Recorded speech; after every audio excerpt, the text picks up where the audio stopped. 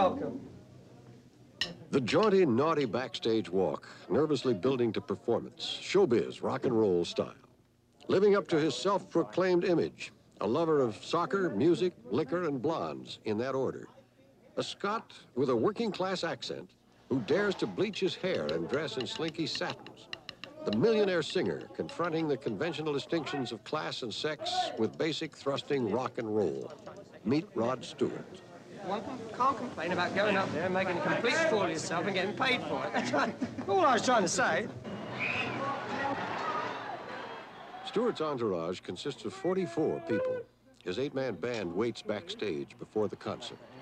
Hi, boys. Fucking great.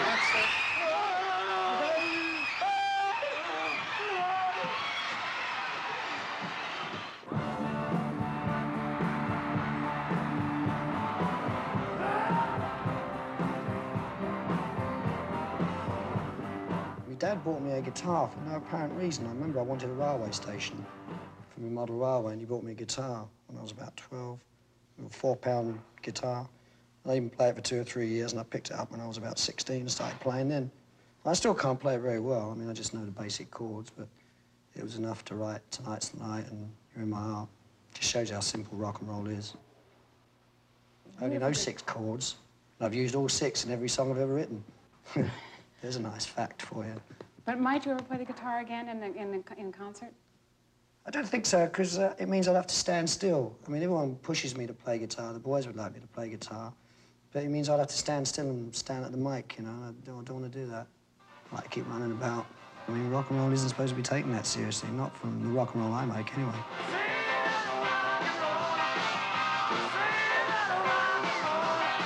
Your voice. You have... What voice? But what have you done to develop it since you first recognized that you had a good voice? I wouldn't say it's a good voice. It's not technically a good voice. I think it's certainly distinctive. I think it's sort of emotional. It's an emotional voice. But I remember how it came about. I wanted to sound, first of all, I wanted to sound like Eddie Cochran. And then after that, I wanted to sound like Otis Redding or Sam Cooke. And it finished up sounding like this.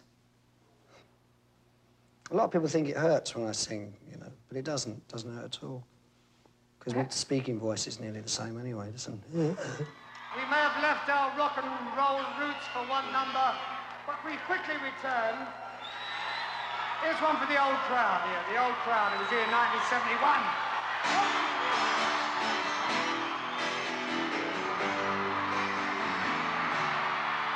It's the only song I still get a kick out of singing every night. And I've sung it for 10 years. And I still love singing it every night. Wake up, Maggie, I think I got something to say to you. It's late September and I really should be back at school. But Maggie is always the same. It always gets to be a, you know, a shiver down the spine. The crowd starts singing it. That's probably the best song I've ever written. Seems to have stayed the length of time. What's the next question?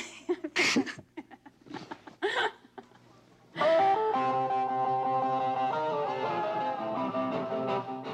fact, I think I get a terrible amount of criticism, which I think is unwarranted, from music writers, supposedly music writers anyway.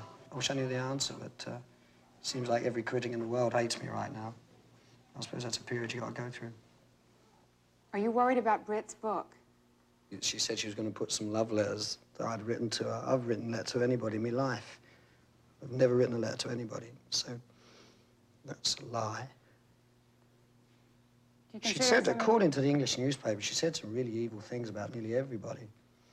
I mean, just everybody. She said about me, she said, you can't kick Rod Stewart in the guts because he hasn't got any. The only thing you should kick is his wallet. If that's in the book, I think she's going to lose a lot of friends. I know that was one of the nicer things she said about me. Alana Hamilton, former wife of George Hamilton, and Rod were married in April and are expecting their first child next month. She has a 4-year-old son from her former marriage. I like Alana's kid, Ashley, because he's silly. He's like me, he's silly. Childish. Agent Swifty Lazar introduced Rod to Alana at a party last year. He and the movie crowd are big Rod Stewart fans and came to a pre-show party for Rod at the Los Angeles Forum 2 weeks ago. Celebrities backstage in the rock and roll world. People not normally groupies.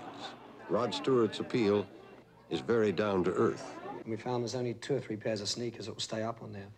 Otherwise I slip, and I've been known to go right off the stage into the audience before now. I wear the wrong shoes, because that's the stairs that go around the stage. For anybody that's seen the performance, I use that word performance, is all glass, and it's very slippery. And what they have to do sometimes is put Coca-Cola all over it, so that I don't fall over. Coca-Cola? Yeah, because it's sticky, you see. When it dries, it's sticky. Oh. Another useless piece of information for anybody listening and watching. But how do you jump up on those speakers? That's about 4 feet high, isn't it? Yeah, I don't know. It's over 4 feet. Yeah. Just make a run for it. I haven't missed so far. Can you imagine what it'd like if I was to miss? I fall over every night. You know, usually trip over something on the stage.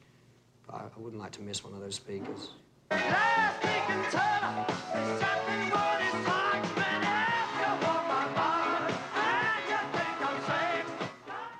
What about drugs? You take drugs? I've been known to, yes. Also harmful. Do you take them now? Sometimes. Are they more harmful than liquor? No, I think alcohol's probably the most harmful out of the two. But when the tour's finished, I'll steer away from both if I can. I prefer alcohol, because I know I can handle it. So that ends that conversation. It's like sort of leading the Panzer Division during the Second World War. One has to get the boys sort of into a frame of mind to attack the audience.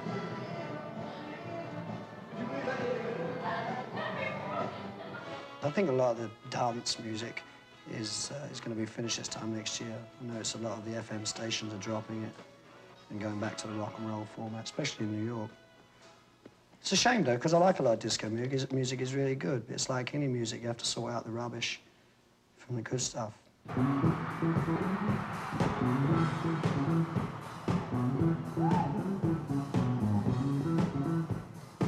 I've just 10 years at the top this month. I just hope for another 10 years. That's my goal. But then I don't suppose it's up to me, really, is it? I mean, I can keep making the records as best as I can, but if people don't buy them, they don't buy tickets for your concerts, that's the end of it. So it's not really up to me, is it?